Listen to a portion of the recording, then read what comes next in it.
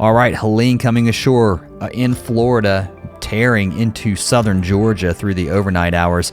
A rare late night update from me because this is such a rare situation here, and unfortunately, I think these winds are going to be really strong on the east side of this storm. Helene likely holding on to hurricane status as it moves through southern and middle Georgia.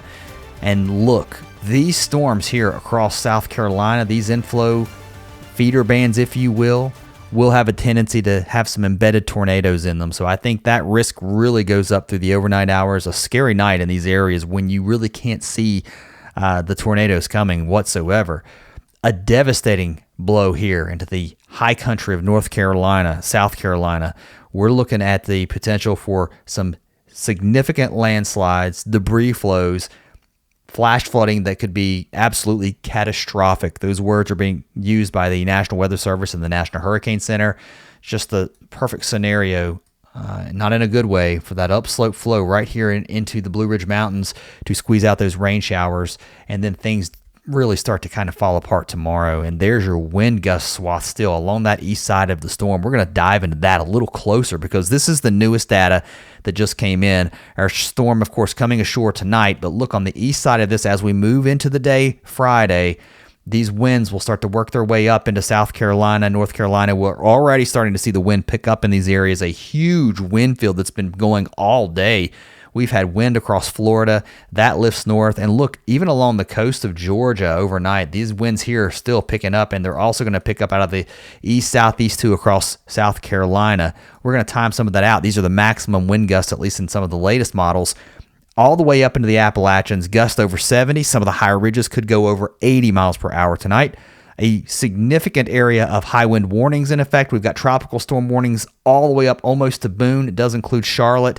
That's how far north these are. And then a slew of wind advisories and high wind warnings back to the west. And look at these winds up here into parts of the Ohio River Valley, gusting 50 to 60. So a lot of wind on the way. Let's time some of this out. This will, I think, help a little bit, at least if you're trying to figure out when the strongest core of winds will be coming through where you are. Now we're looking at Georgia. Of course, we've got the storm coming into Florida, but now this would be 4 a.m. Eastern time. That looks like when it will be the strongest here along the shore of Georgia. Now moving up toward the coast of South Carolina. This wind here from Charleston all the way down past Hilton Head to really the Georgia coast, still blowing hard by 6 a.m. The strongest core of winds, though, here associated with what's left of our eye wall. Of course, we're starting to see this thing weaken, but because it's moving so fast, it's not really having a chance to weaken. That's why this is a storm, unlike really a regular storm that would typically make landfall in this area, slowly weaken, and then eventually move out to sea. Because it's moving so fast and it's going to cover so much ground, it's going to cause so much damage. By 7 a.m., things starting to move a little bit further to the north. Here's a bit of a different view. So Charlotte really here, up to Hickory, and then into the mountains from Asheville up to Boone. That's when those strong winds will start to pick up out of the southeast. Greenville, Spartanburg, all the way down to Columbia. Winds up toward Greenville, Spartanburg. Get up in the mountains here, the hills west of these areas. We're talking about gusts up to 70, maybe even 80, especially along the high ridges here into the Smoky Mountains. Once you get down into the big valley here across Tennessee, those winds start to back down some, but I don't know that we don't get some downsloping flow here. That could really cause that mountain wave effect. So some of the valleys here could get some deep and strong winds with that downsloping flow. But these gusts here in the higher elevations could exceed 80. I wouldn't be shocked if we see a 90-mile-an-hour gust on some of the highest peaks, places like Mount Rogers down to Mount Mitchell, those really high peaks.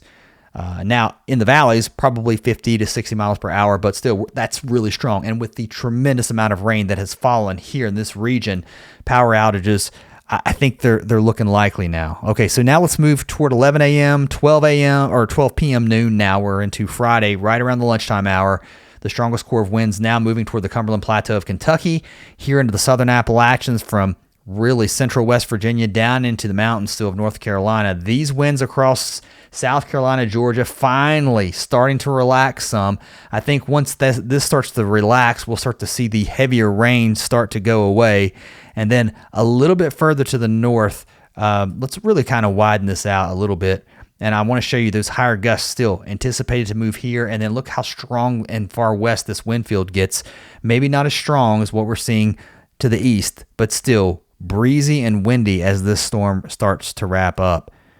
So really intense out there. And look, here's some of the modeled rainfall through the overnight hours that just came out. This is on top of what has fallen through this evening. So another 5, 6, 7, 8 inches of rain, maybe even another foot of rain here into the mountains, where we've already picked up a good 4, 5, 6 inches of rain in some of these areas. Flash flood warnings going across a lot of the Appalachians from Southwest Virginia down into North Carolina, down into South Carolina, Georgia. We've had tornado warnings. The tornado risk will continue to increase tonight. Then tomorrow it heads even further to the north and east. And I think you might even say this could extend maybe a little further west, especially if the circulation tracks here. So a little bit more rotation back here with some of those cells.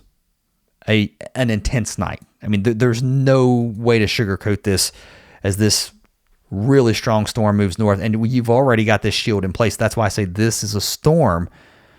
As far as the rain goes, I think that cannot be overlooked. As far as that goes, it's unlike anything that we've seen in a very, very, very, very long time. I don't know that I've forecasted anything exactly like this. Sure, you could go back and always find something, but every storm is different. It's one of the reasons, if you think about why they name hurricanes, they give them different names so people don't confuse them with, oh, it's another hurricane. It's going to be just like that. It's not. So, yeah, this is a different beast, a different animal. And then the rain here spinning. Look at this back here across West Kentucky, West Tennessee. It could be a wet weekend here. Several days of rain back here. And the rain will not be as heavy, but still we're talking about tropical rains. And I'm telling you what, you still got those signatures of a tropical system with some feeder bands. Although while the storm at this point is a cold core storm, it's lost its tropical characteristics.